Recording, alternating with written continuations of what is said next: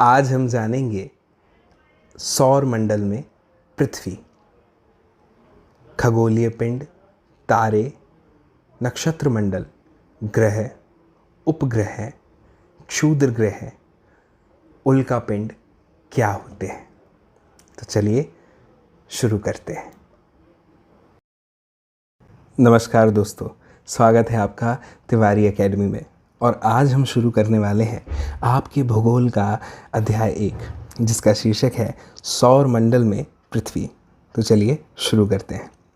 दोस्तों, जब शाम होती है, सांझ होती है, यानी कि जब सूर्यास्त हो जाता है, तो आकाश में देखना कितना अच्छा लगता है। आसमान में पहले तो हमें एक या दो ही चमकते हुए बिंदु दिखाई देते हैं, लेकिन बाद में इनकी जो संख्या है वह धीरे धीरे बढ़ती चली जाती है और फिर हमें ऐसा प्रतीत होता है कि हम इनकी गणना नहीं कर सकते। जी हाँ, हम इनकी गणना नहीं कर सकते।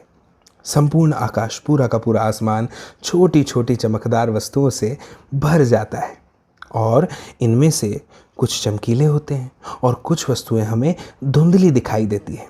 ऐसा लगता है कि मानो आकाश में, आसमान में किसी ने हीरे जड़ दिए हों।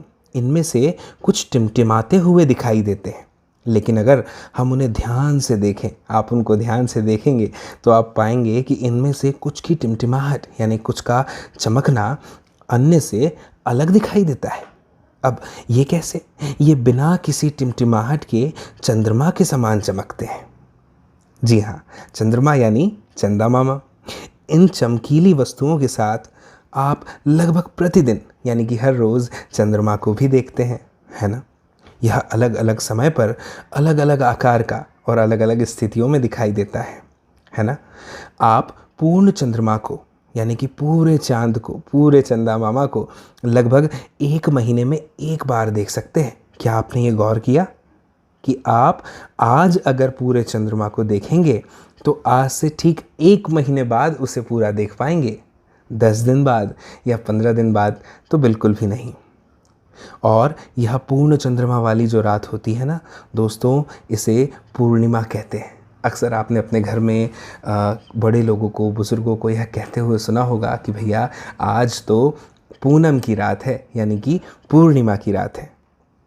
और पूर्णिमा की रात के बाद, यानी कि जो पूरे चंद्रमा वाली रात है, उसके ठीक 15 दिन बाद हम इसे नहीं देख सकते। किसे? चंद्रमा को। यह नए चंद्रमा की रात्रि होती है। आपने इसके बारे में भी ज़रूर सुना होगा। इसे अमावस्या कहते हैं। ऐसी रात में अगर आसमान साफ है तो हम आसमान का अवलोकन बहुत अच्छी तरह से कर सकते हैं। क्या आपको इस बात पर आश्चर्य नहीं होता कि हम दिन के समय चंद्रमा और ये सभी छोटी चमकीली वस्तुओं को क्यों नहीं देख पाते? तो दोस्तों, ऐसा इसलिए है क्योंकि दिन में होते हैं सूरज। अब ये जो सूर्य है ये बहुत तेज होता है, इसका प्रकाश, और इस तेज प्रकाश के कारण रात के समय चमकने वाली वस्तुओं को हम दिन में नहीं देख पाते। सूर्य, चंद्रमा और वो सभी वस्तुएं जो रात के समय आसमान में चमकती हुई, टिमटिमाती हुई हमें दिखाई देती हैं, इन्हें हम खगोलीय पिंड कहते हैं। सुना आपने?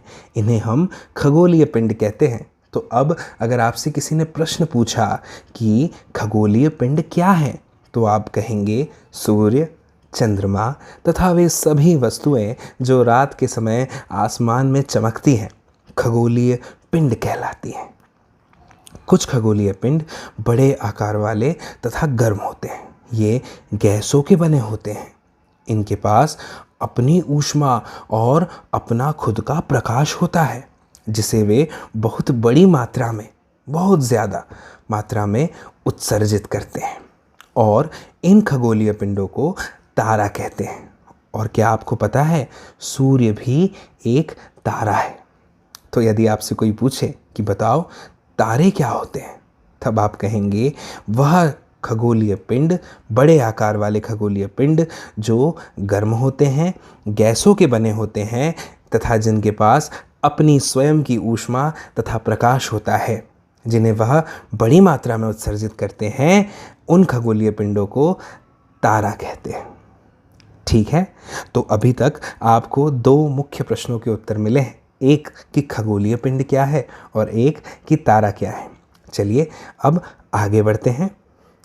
आगे बढ़ते हुए अब हम देखते हैं कि रात के समय चमकते हुए अनगिनत तारे सूर्य के समान ही हैं। सुन के आपको थोड़ा आश्चर्य लग रहा होगा कि सब तारे जो हमें दिखाई देते हैं, छोटे छोटे दिखते हैं, वह सूर्य के समान हैं। तो फिर वह हमें सूर्य के जितने बड़े क्यों नहीं दिखाई देते? तो दोस्तों, आपने एक बात नोटिस की होगी, अक्सर जब कोई वस्तु हमारे पास होती है, हमारे सामने होती है, तो वह हमें बड़ी दिखाई देती है। लेकिन जैसे जैसे उस वस्तु को हम अपने से दूर करते जाएं या वो वस्तु हमसे दूर होती जाए, तब वह वस्तु हमें छोटी दिखाई देने लगती है। होता है ना ऐसा? हमसे बहुत दूर होने के कारण हम लोग उन तारों की ऊष्मा या उनके प्रकाश को महसूस नहीं कर पाते, इसलिए वह हमें अत्यंत छोटे दिखाई पड़ते हैं। आपने अवश्य ध्यान दिया होगा कि कुछ दूरी से देखने पर सभी वस्तुएं छोटी दिखाई पड़ती हैं। अत्यधिक ऊंचाई पर उड़ रहा हवाई जहाज कितना छोटा दिखाई देता है। रात्रि में आसमान की ओर देखते समय हमने तारों के अलग अलग समूहों को और उनके द्वारा बनाई गई अलग अलग आकृतियों को भी कई बार देखा है। क्या आपने नोटिस किया है? ये नक्षत्र मंडल कहलाते हैं, यानी तारों का वह समूह जो अलग अलग आकृतियाँ बनाता है, उन्हें हम नक्षत्र मंडल कहते हैं। ये आपको एक और प्रश्न का उत्तर मिल गया। दोस्तों, अर्सा मेजर या बिग बियर इसी प्रकार का एक नक्षत्र मंडल है, और बहुत आसानी से पहचान में आने वाला नक्षत्र मंडल अगर कोई है तो वह है सप्तऋषि। सप्तऋषि यानी कि 7 संत। यह 7 तारों का एक समूह है, ग्रुप है, जो कि नक्षत्र मंडल अर्सा मेजर का एक भाग है, और यही आपको इस चित्र में दिखाई दे रहा है। ठीक है, यह सप्तऋषि नक्षत्र मंडल है।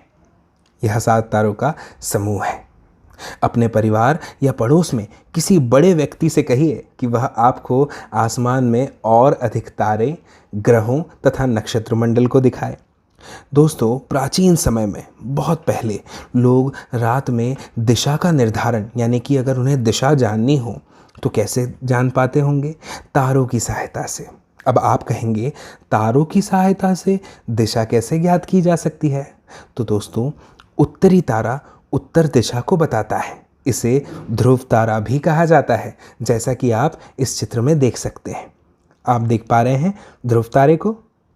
ठीक है। तो प्राचीन समय में लोग रात्रि में दिशा का निर्धारण तारों की सहायता से करते थे। उत्तरी तारा उत्तर दिशा को बताता है, इसे ध्रुव तारा भी कहा जाता है।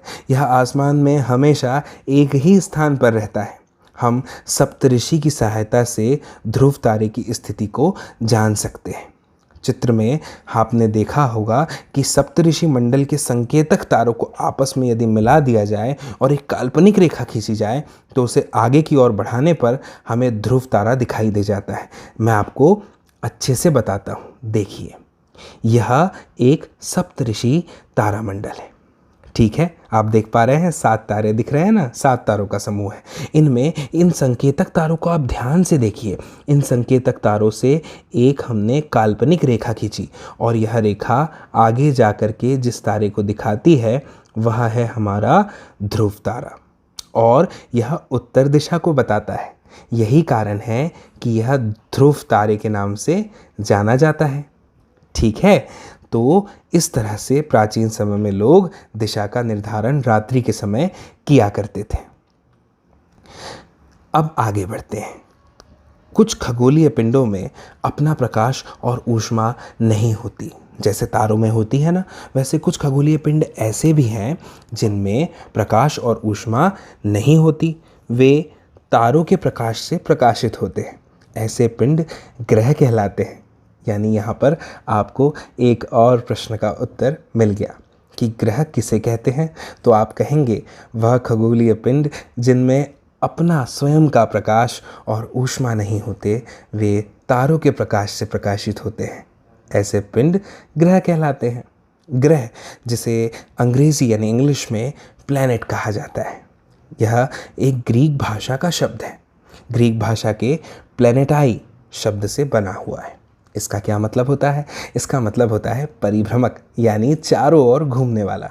आप जानते हैं ना कि सारे ग्रह सूर्य के चारों ओर घूमते हैं, इसलिए इन्हें हम प्लैनेट कहते हैं यानी ग्रह कहते हैं। पृथ्वी जिस पर हम रहते हैं यह भी एक ग्रह है। यह अपना संपूर्ण प्रकाश और ऊष्मा सूर्य से प्राप्त करती है, जो पृथ्वी के सबसे नज़दीक का तारा है। हम जानते हैं कि हम सौर परिवार का हिस्सा है यानी सौर मंडल का हिस्सा है, और सबसे निकट जो हमारे तारा है वह है सूर्य, जो पृथ्वी के सबसे नज़दीक है। पृथ्वी को बहुत अधिक दूरी से, जैसे चंद्रमा से देखने पर यह चंद्रमा की तरह चमकती हुई प्रतीत होती है। आइए जानते हैं कुछ रोचक तथ्य। तो दोस्तों, क्या आप जानते हैं बृहस्पति, शनि तथा यूरेनस के चारों ओर छल्ले बने हुए हैं। आप कहेंगे ये छल्ले का मतलब क्या होता है? तो दोस्तों, अक्सर आपने अंगूठी पहनते हुए देखा होगा उंगलियों में लोगों को, है ना, तो उसे हम छल्ला कहते हैं। तो एक रिंग बनी हुई है, छल्ला बना हुआ है। कहाँ पे? बृहस्पति, शनि और यूरेनस के चारों ओर। ये छल्ले विभिन्न पदार्थों के असंख्य यानी बहुत सारे छोटे छोटे पिंडों से बनी हुई पट्टियाँ हैं। पृथ्वी से इन छल्लों को शक्तिशाली दूरबीन की सहायता से देखा जा सकता है। मुझे उम्मीद है कि आपको यह समझ में आ रहा होगा। ठीक है, अब हम आगे बढ़ते हैं। आइए दोस्तों, अब जानते हैं सौर मंडल के बारे में और उसके ग्रहों के बारे में थोड़ा विस्तार से। दोस्तों, यहाँ पे जिन ग्रहों के बारे में हमें जानकारी दी गई है, यह क्रम से बताया गया है कि सूर्य के सबसे निकट कौन सा ग्रह है और सूर्य से सबसे दूर, अधिक दूरी पर कौन सा ग्रह है। तो आइए इन जानकारी को हम एक बार ध्यान से समझते हैं। सबसे पहले यहाँ पे दूरी जो है दिखाई गई है मिलियन किलोमीटर में दिखाई गई है। आप जानते हैं कि 1 मिलियन का मतलब होता है 10 लाख। सबसे पहले सूर्य के सबसे निकट जो ग्रह है वह है बुध। सूर्य के चारों ओर एक चक्कर लगाने के लिए इसे 88 दिन का समय लगता है यानी 88 डेज, और यह बुध अपने अक्ष पर एक घूर्णन यानी कि एक चक्कर लगा लेता है 59 दिन में। इसके बाद बुध के बाद है शुक्र। शुक्र सूर्य के चारों ओर एक चक्कर यानी एक परिक्रमा 255 दिनों में लगाता है, और अपने अक्ष पे यह घूर्णन 243 दिन में करता है। अब बात आती है हमारे ग्रह यानी कि पृथ्वी की। तो सूर्य के चारों ओर एक परिक्रमण यह 365 दिन में लगाती है। इसलिए तो हमारे यहाँ एक वर्ष में 365 दिन होते हैं। अपने अक्ष पर घूर्णन यह एक दिन में लगाती है, इसीलिए एक दिन जो है वह 24 घंटों का होता है। चंद्रमा की संख्या एक है, हमें एक ही चंद्रमा दिखाई देता है। आगे हमें पता चलेगा कि अन्य दूसरे ग्रह हैं जहाँ पे चंद्रमा की संख्या एक से अधिक भी है, जैसे कि मंगल। मंगल चौथे स्थान पर है। सूर्य के चारों ओर एक परिक्रमण 687 दिन में लगाता है। अपने अक्ष पे इसका घूर्णन एक दिन में हो जाता है, और इसमें चंद्रमा की संख्या है 2। ठीक है, इसके बाद 5वें स्थान पर जो ग्रह है वह है बृहस्पति। सूर्य के चारों ओर एक परिक्रमण लगाने में इसे 11 वर्ष यानी कि 11 साल 11 महीने लगते हैं, यानी कि लगभग 12 साल लगते हैं। अपने अक्ष पर यह घूर्णन करता है 9 घंटे 56 मिनट में, और इस पर चंद्रमा की संख्या लगभग 53 है यानी कि 53। इसके बाद 6ठे स्थान पर आता है शनि। सूर्य के चारों ओर एक परिक्रमा लगाने में इसे लगते हैं 29 साल 5 महीने। अपने अक्ष पर घूर्णन यह 10 घंटे 40 मिनट में कर लेता है। चंद्रमा की संख्या इस पर भी लगभग बृहस्पति के समान ही यानी कि 53 है। इसके बाद 7वें स्थान पर आता है यूरेनस। सूर्य के चारों ओर एक परिक्रमण यह 84 साल में करता है। अपने अक्ष पर घूर्णन यह 17 घंटे 14 मिनट में कर लेता है, और इस पर चंद्रमा की संख्या लगभग 27 है। इसके बाद 8वें स्थान पर आता है नेपच्यून। सूर्य के चारों ओर एक परिक्रमण करने में इसे लगते हैं 164 साल, और अपने अक्ष पर घूर्णन यह 16 घंटे 7 मिनट में करता है। इस पर चंद्रमा की संख्या है 13। उम्मीद है आपको यह समझ में आया होगा। ठीक है, आंतरिक ग्रह किन्हें कहा जाता है आप जानते हैं? आंतरिक ग्रह वह है जो सूर्य के बहुत नज़दीक हैं, जो चट्टानों से बने हुए हैं। वो कौन कौन से हैं? वो यह 4 हैं: बुध, शुक्र, पृथ्वी और मंगल। इसके अतिरिक्त ये जो बृहस्पति, शनि, यूरेनस और नेपच्यून है, यह बाह्य ग्रह कहलाते हैं। अब इन्हें बाह्य ग्रह क्यों कहते हैं? क्योंकि ये सूर्य से बहुत दूर है तथा बहुत बड़े आकार के हैं। ये गैस और तरल पदार्थों से बने हुए हैं। ठीक है, मुझे उम्मीद है कि आपको यह चित्र बड़े अच्छे से समझ में आया होगा। आइए अब आगे बढ़ते हैं। दोस्तों, आसमान में दिखने वाला चंद्रमा एक उपग्रह है। यह हमारी पृथ्वी का सहचर है तथा इसके चारों ओर चक्कर लगाता है। हमारी पृथ्वी के समान 7 अन्य ग्रह हैं जो सूर्य से प्रकाश एवं ऊष्मा प्राप्त करते हैं। उनमें से कुछ के पास अपने चंद्रमा भी हैं। अभी हमने इसके पहले चित्र में एसी के बारे में जिक्र किया था, जहां हमने कुछ ग्रहों पर एक से अधिक चंद्रमा की बात की थी। अब हम सौर मंडल को और विस्तार से जानते हैं, लेकिन इससे पहले हम एक तथ्य के बारे में जानते हैं, और वह है कि पौराणिक रोमन कहानियों में सोल सूर्य देवता को कहा जाता है। सौर शब्द का अर्थ है सूर्य से संबंधित, इसीलिए तो सूर्य के परिवार को सौर मंडल यानी अंग्रेजी में सोलर सिस्टम कहा जाता है। सौर शब्द का उपयोग करते हुए और अधिक शब्द आपको लिखने के लिए कह रहा है। कौन से शब्द का उपयोग? सौर शब्द का उपयोग। चलिए एक शब्द मैं आपको बताता हूँ, सौर ऊर्जा। इस वीडियो को देखने के बाद आप ज़रूर पता लगाइएगा कि सौर ऊर्जा का अर्थ क्या होता है। आइए अब देखते हैं सौर मंडल। तो दोस्तों, सौर मंडल सूर्य, 8 ग्रह, उपग्रह तथा कुछ अन्य खगोलीय पिंड जैसे क्षुद्र ग्रह एवं उल्का पिंड से मिलकर सौर मंडल बना हुआ है। उसे हम सौर परिवार का नाम देते हैं। और जैसा कि मैंने आपको पहले बताया कि इस सौर परिवार का, सौर मंडल का मुखिया है सूर्य। आइए सूर्य के बारे में जानते हैं। सूर्य सौर मंडल के केंद्र में स्थित है। यह बहुत बड़ा है एवं अत्यधिक गर्म गैसों से बना है। इसका खिंचाव बल इससे सौर मंडल को बांधे रखता है, यानी सूर्य में एक खिंचाव बल है। सूर्य सौर मंडल के लिए प्रकाश और ऊष्मा का एकमात्र स्रोत है, क्योंकि हमने अभी जाना कि सूर्य एक तारा है जिसके पास उसका स्वयं का प्रकाश और ऊष्मा है, और बाकी सब ग्रह हैं जो सूर्य के प्रकाश से प्रकाशित हैं। लेकिन हम इसकी अत्यधिक तेज ऊष्मा को महसूस नहीं करते हैं, क्योंकि सबसे नज़दीक का तारा होने के बाद भी हमसे यह बहुत दूर है। सूर्य पृथ्वी से लगभग 15 करोड़ किलोमीटर दूर है। ठीक है, 15 करोड़ किलोमीटर। आइए अब हम ग्रह के बारे में जानते हैं। हमारे सौर मंडल में दोस्तों 8 ग्रह हैं। सूर्य से दूरी के अनुसार उनका क्रम है बुध, शुक्र, पृथ्वी, मंगल, बृहस्पति, शनि, यूरेनस तथा नेपच्यून। यदि हम इनके अंग्रेज़ी नामों को जानेंगे, देखेंगे, तो उसके आधार पर एक ट्रिक से हम इसे याद कर सकते हैं। और वो ट्रिक क्या है? My very efficient mother just served us nuts. ठीक है, अब आगे देखते हैं। सौर मंडल के सभी 8 ग्रह एक निश्चित पथ पर, एक निश्चित रास्ते पर सूर्य का चक्कर लगाते हैं। ये रास्ते दीर्घ वृत्ताकार में फैले हुए हैं, यानी कि बड़ा वृत्त बनाते हैं। इन्हें कक्षा कहा जाता है। यहाँ पे आपको एक और प्रश्न का उत्तर मिल गया कि कक्षा क्या है। आप कहेंगे कि वे रास्ते जो दीर्घ वृत्ताकार में फैले हुए हैं, जिन पर सभी 8 ग्रह सूर्य का चक्कर लगाते हैं, वह कक्षा कहलाते हैं। बुध सूर्य के सबसे नज़दीक है।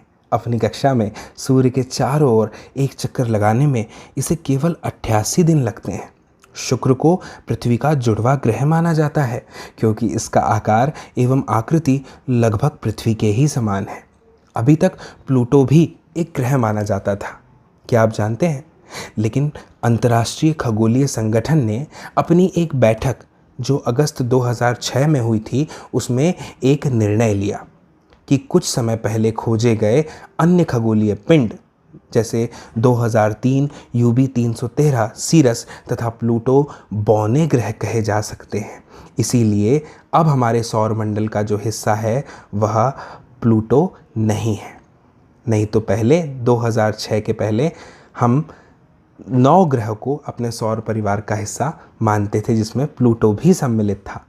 अब जानते हैं पृथ्वी के बारे में। सूर्य से दूरी के हिसाब से पृथ्वी हमारा तीसरा ग्रह है। आकार में यह 5वां सबसे बड़ा ग्रह है। यह ध्रुवों के पास थोड़ी चपटी है। यही कारण है कि इसके आकार को भूआभ कहा जाता है। भूआभ का अर्थ है पृथ्वी के समान आकार। जीवन के लिए अनुकूल परिस्थितियाँ संभवतः केवल पृथ्वी पर ही पाई जाती हैं। पृथ्वी ना तो बहुत अधिक गर्म है और ना ही बहुत अधिक ठंडी। यहाँ पानी और वायु भी उपस्थित है जो हमारे जीवन के लिए आवश्यक है। वायु में यानी हवा में जीवन के लिए कुछ आवश्यक गैसें हैं जैसे ऑक्सीजन। इसी के कारण हम पृथ्वी पर रह पाते हैं और इन्हीं कारणों से पृथ्वी सौरमंडल का सबसे अद्भुत ग्रह है, क्योंकि इस पे जीवन है। अंतरिक्ष से देखने पर पृथ्वी नीले रंग की दिखाई देती है क्योंकि इसकी 2/3 सतह पर पानी है, पानी से ढकी हुई है, इसलिए इसे नीला ग्रह भी कहा जाता है। यदि कोई आपसे पूछे कि नीला ग्रह किसे कहा जाता है तो आप जवाब देंगे पृथ्वी को। दोस्तों, क्या आप जानते हैं प्रकाश की गति लगभग 3 लाख किलोमीटर प्रति सेकंड होती है। ठीक है, 3 लाख किलोमीटर प्रति सेकंड। इस गति के बावजूद सूर्य के प्रकाश को पृथ्वी तक पहुंचने में लगभग 8 मिनट का समय लगता है। तो अब आप अनुमान लगाइए कि सूर्य हमसे कितना दूर है। इसके बाद हम जानते हैं चंद्रमा के विषय में। तो दोस्तों, हमारी पृथ्वी के पास केवल एक उपग्रह है जिसका नाम है चंद्रमा। इसका व्यास पृथ्वी के व्यास का केवल 1/4 है। यह इतना बड़ा है इसलिए प्रतीत होता है क्योंकि यह हमारे ग्रह से अन्य खगोलीय पिंडों की अपेक्षा नज़दीक है, निकट है, पास में है। यह हमसे लगभग 3,84,400 किलोमीटर दूर है। अब आप पृथ्वी से सूर्य एवं चंद्रमा की दूरियों की तुलना बड़ी आसानी से कर सकते हैं। यहाँ पर एक बात हम जानेंगे कि उपग्रह किसे कहते हैं। आइए जानते हैं। तो दोस्तों, उपग्रह वह खगोलीय पिंड है जो ग्रहों के चारों ओर उसी प्रकार चक्कर लगाता है जिस प्रकार ग्रह सूर्य के चारों ओर चक्कर लगाते हैं। यानी अब आपसे कोई पूछे कि बताइए उपग्रह क्या होते हैं, तो आप इसका भी जवाब बड़ी आसानी से दे सकते हैं कि वह खगोलीय पिंड जो ग्रहों के चारों ओर चक्कर लगाते हैं उपग्रह कहलाते हैं। ऐसे में हमारी पृथ्वी का उपग्रह कौन सा है? वह है चंद्रमा। ठीक है, लेकिन और भी उपग्रह हैं, वो मानव निर्मित है, यानी हमने बनाए हैं, मनुष्य ने बनाए हैं। मानव निर्मित उपग्रह एक कृत्रिम पिंड होता है, मानव निर्मित पिंड होता है। यह वैज्ञानिकों के द्वारा बनाया गया है जिसका उपयोग ब्रह्मांड के बारे में जानकारी प्राप्त करने और पृथ्वी पर संचार माध्यम के लिए किया जाता है। इसे रॉकेट के द्वारा अंतरिक्ष में भेजा जाता है एवं पृथ्वी की कक्षा में स्थापित कर दिया जाता है। अंतरिक्ष में उपस्थित कुछ भारतीय उपग्रह इनसैट, IRS, एड्यूसेट इत्यादि हैं। आप देख पाएंगे यह चित्र दिया हुआ है। ठीक है, इसे ध्यान से देखिए। सबसे पहले रॉकेट का प्रक्षेपण होता है, इसके बाद रॉकेट पृथ्वी पर गिर जाता है और उपग्रह का कक्षा में प्रवेश हो जाता है। उम्मीद है आपको यह समझ में आया होगा। आइए अब आगे बढ़ते हैं। चंद्रमा पृथ्वी का एक चक्कर लगभग 27 दिन में पूरा करता है। लगभग इतने ही समय में यह अपने अक्ष पर एक चक्कर भी पूरा करता है। ठीक है, इसके परिणाम स्वरूप पृथ्वी से हमें चंद्रमा का केवल एक ही भाग हमेशा दिखाई देता है और चंद्रमा की परिस्थितियां जीवन के लिए अनुकूल नहीं हैं। इसकी सतह पर पर्वत, मैदान एवं गड्ढे हैं जो चंद्रमा की सतह पर छाया बनाते हैं। पूर्णिमा यानी पूनम के दिन चंद्रमा पर इनकी छाया को देखा जा सकता है। अब बात करेंगे एक क्षुद्र ग्रह की कि क्षुद्र ग्रह क्या होते हैं। तो दोस्तों, तारों, ग्रहों एवं उपग्रहों के अतिरिक्त असंख्य छोटे छोटे पिंड भी सूर्य के चारों ओर चक्कर लगाते हैं। इन्हीं पिंडों को हम क्षुद्र ग्रह के नाम से जानते हैं। अब अगर आपसे कोई पूछे कि क्षुद्र ग्रह क्या है, तो आप कहेंगे तारे, ग्रह और उपग्रह के समान दूसरे और भी छोटे छोटे पिंड है जो सूर्य के चारों ओर चक्कर लगाते हैं। इन्हीं पिंडों को क्षुद्र ग्रह कहा जाता है। ये मंगल और बृहस्पति की कक्षाओं के बीच में पाए जाते हैं। वैज्ञानिकों की अगर माने तो क्षुद्र ग्रह के ही एक भाग है जो कि बहुत वर्ष पहले, बहुत साल पहले विस्फोट के बाद ग्रहों से टूट करके अलग हो गए। अब हम समझते हैं उल्कापिंड के बारे में कि उल्कापिंड क्या होता है। तो दोस्तों, सूर्य के चारों ओर चक्कर लगाने वाले पत्थरों के छोटे छोटे टुकड़ों को उल्कापिंड कहते हैं। कभी कभी ये उल्कापिंड पृथ्वी के इतने नज़दीक आ जाते हैं कि इनकी प्रवृत्ति पृथ्वी पर गिरने की होती है। इस प्रक्रिया के दौरान वायु के साथ घर्षण होने के कारण ये गर्म होकर जल जाते हैं। परिणाम स्वरूप चमकदार प्रकाश उत्पन्न होता है। कभी कभी कोई उल्का पूरी तरह जले बिना पृथ्वी पर गिरती है, जिससे धरातल पर गड्ढे बन जाते हैं। क्या आपने तारों वाले खुले आकाश में एक ओर से दूसरी ओर तक फैली चौड़ी सफ़ेद पट्टी की तरह एक चमकदार परत, एक रास्ते को देखा है? तो दोस्तों, चित्र में आप देख पा रहे होंगे कि ये तारों वाले खुले आकाश में एक पट्टी जो आप देख रहे हैं, इसे आकाश गंगा कहते हैं, यानी मिल्की वे। ये हमारे सौरमंडल जो है हमारा, इसी आकाश गंगा का एक भाग है। यानी हमारा सौरमंडल आकाश गंगा में है। प्राचीन भारत में इसकी कल्पना आकाश में प्रकाश की एक बहती नदी से की गई थी। इसी प्रकार इसका नाम आकाश गंगा पड़ा था। आकाश गंगा करोड़ों तारों, बादलों तथा गैसों की एक प्रणाली है। इस प्रकार की लाखों आकाश गंगाएं जो है ब्रह्मांड में उपस्थित हैं। मुझे उम्मीद है कि आप समझ रहे हैं। ब्रह्मांड की विशालता की कल्पना करना तो दोस्तों बहुत कठिन है कि ब्रह्मांड कितना बड़ा है। वैज्ञानिक अभी भी इसके बारे में अधिक से अधिक जानकारी एकत्र करने में जुटे हैं।